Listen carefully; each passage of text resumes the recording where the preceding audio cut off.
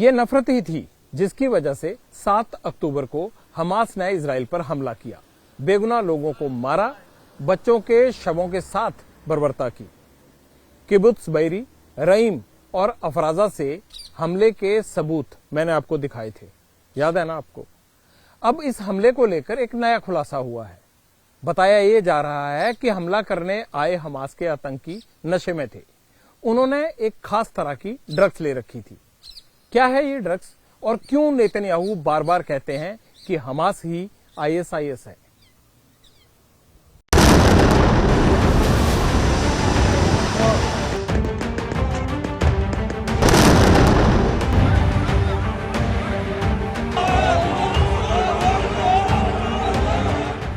क्या इजराइल पर हमले के वक्त हमास के आतंकी नशे में थे? क्या आतंकी सही और गलत में फर्क करने की हालत में नहीं थे?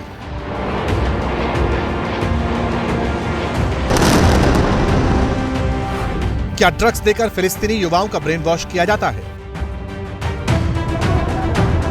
इजरायली मीडिया ने दावा किया है कि 7 अक्टूबर को इजराइल पर जब हमास के आतंकियों ने अचानक धावा बोला था, उस वक्त हमास के आतंकी अपने होशो हवास में नहीं थे।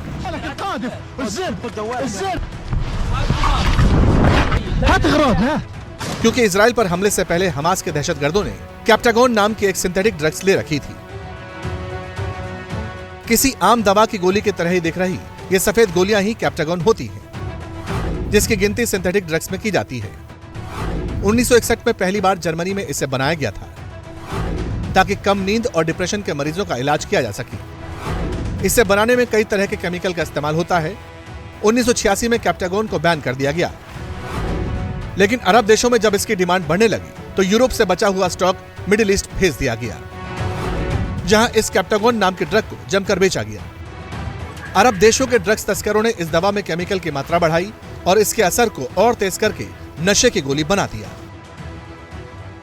कैप्टागोन जो ड्रग है वो एक एम्फीथेटामाइन स्टिमुलेंट है जो सीरिया में, लेबनान में और टर्की में मैन्युफैक्चर होती है और ये स्मगल की जाती है। और हमास के जितने भी बच्चे हैं और यंग लड़के लड़कियां हैं उनको इसकी लत लग चुकी है, इनकी आदत है। वैसे 7 अक्टूबर के हमले से पहले हमास आतंकियों के ड्रग्स लेने की बात यूं ही सामने नहीं आई है। 8 साल पहले जब सीरिया और इराक में आतंकी संगठन आईसिस खून खराबा करता था, तब ये बात सामने आई थी कि आईसिस के आतंकवादी भी इस नशीली गोली का इस्तेमाल करते हैं ताकि आतंकियों के दिमाग में ना तो किसी तरह का खौफ हो और ना ही किसी की हत्या करते हुए उनके हाथ कांपे। क्योंकि कैप्टागोन लेने से इंसान का दिमाग तो काम करने लगता है, लेकिन उसे मति भ्रम हो जाता है, यानी उसे अच्छे बुरे में फर्क करने में मुश्किल होती है। कैप्टागोन से नर्वस सिस्टम तेज हो जाता है, ब्लड प्रेशर और दिल की धड़कन बढ़ जाती है। ज्यादा इस्तेमाल से याददाश्त तक जा सकती है। हार्ट अटैक, नर्वस सिस्टम खराब होने के अलावा लिवर और किडनी फेलियर का खतरा भी बढ़ जाता है। पहले ये इस्तेमाल होती थी, जिनको डिप्रेशन होता तो उनके लिए होती थी, पर आजकल ये टेररिस्ट लेने लग गए हैं और जब भी वो मिशन में जाते हैं तो उनको ये ड्रग दी जाती है और लंबे टाइम में उनको एम्बुश में भी बैठना पड़ता है, तो उसके लिए भी उनको इससे फायदा मिलता है। लेबनान और सीरिया में बड़े पैमाने पर कैप्टागोन तैयार की जाती है और दुनिया भर में इसकी तस्करी भी होती है, जिससे बड़े पैमाने पर वहां की सरकारें और आतंकी संगठन पैसा कमा रहे हैं। सीरिया में साल 2020 में कैप्टागोन की तस्करी से $3.5 अरब का अवैध कारोबार हुआ, जो सीरिया के कुल निर्यात के 5 गुना से ज्यादा था। लेकिन हिजबुल्लाह और हमास जैसे कई आतंकी संगठन फिलिस्तीन, लेबनान, सीरिया और इराक में नौजवानों को बरगलाने और दहशतगर्दी की आग में झोंकने के लिए कैप्टागोन जैसे सिंथेटिक ड्रग्स का इस्तेमाल करते हैं, जिसके बाद आईसिस और हमास के आतंकी और ज्यादा खतरनाक हो जाते हैं। शायद यही वजह है कि बार बार बेंजामिन नेतन्याहू भी हमास की तुलना आईसिस से कर रहे हैं। वो कहते हैं हमास ही नया आईसिस है। जैसे ही घड़ी का काटा दोपहर 2:30 पे आए, बबीता जी का दिल सास बहू साजिश के लिए मचल जाए।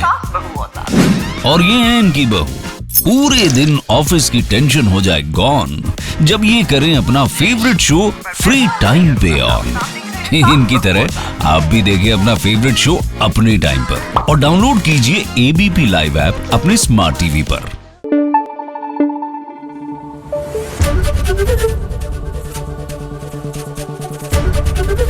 एबीपी न्यूज आपको रखे आगे।